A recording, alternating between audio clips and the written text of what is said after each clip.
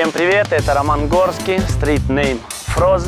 Родился в 1985 году в Москве, СССР. В 1993 году переехал в Италию, город Милан, где в 2001 пристрастился к брейк-дансу. С тех пор стал двукратным чемпионом Италии и однократным чемпионом Европы. И не остановился.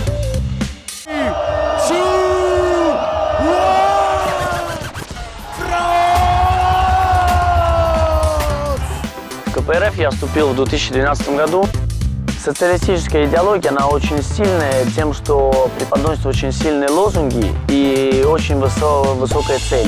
То есть ставилась всегда какая-то очень высокая планка задачи. Ее надо было выполнить во имя чего-то большого.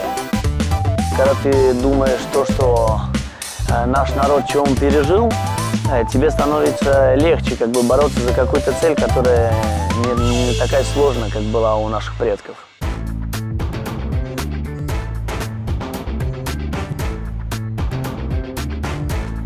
Я родился в СССР, и этим горжусь, потому что это как бы эпоха других ценностей, которые сегодня даже при большом желании не возродить. Страна имеет огромную историю, которую пытаются переписать, и одна из моих целей через мое творчество – это передать, и чтобы люди знали то, что было.